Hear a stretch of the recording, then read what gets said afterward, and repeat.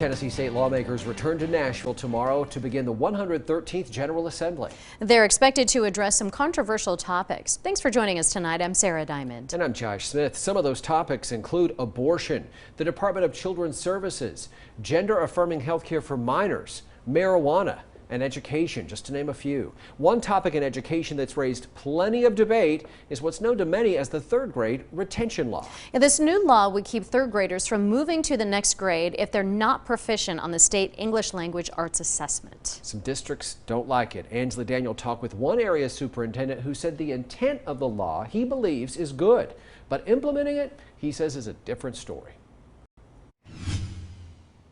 Josh and Sarah, the superintendent of Washington County, Tennessee schools, tells me that he and his school board have had several meetings with local state legislators about this law, and he says that retention just isn't the answer.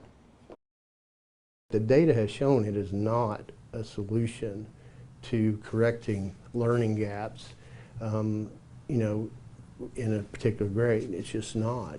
No data has shown that. A new Tennessee law requires third graders to score proficiently on the English language arts section of the TCAP. If they don't, they'll have to repeat the grade, take summer classes, and take tutoring during the next school year. Retention has a negative impact on student success in K-12, the high school graduation rate.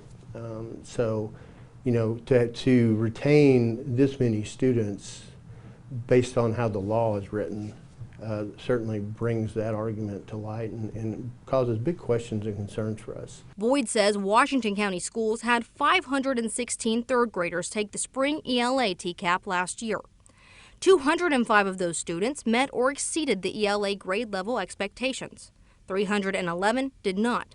While some of those 311 students would not have to be held back, Boyd says based on the law, the majority would. You don't just throw students back into the same grade and expect them to be successful just because they repeated the year, unless that year is significantly different than what they experienced before. Along with individual student impact, teachers will have to be pulled from other grade levels to meet the demand of students retained in the third grade. If you pull from second grade, you're going to increase the number of students and reduce the number of teachers, so you're going to increase those classroom sizes in second grade and possibly first grade and so on as you move teachers around. So, it presents a huge challenge.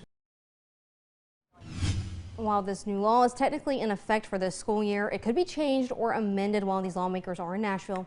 And again, that new session begins tomorrow. Angela, thank you. Last week, Kingsport City school leaders said they were against the law. State education records show that if the third grade retention law were in effect last year, it would have held back roughly 68% of third graders. We'll follow the progress of lawmakers as many want to make changes to the law. Again, the General Assembly convenes tomorrow in Nashville, noon Central Time.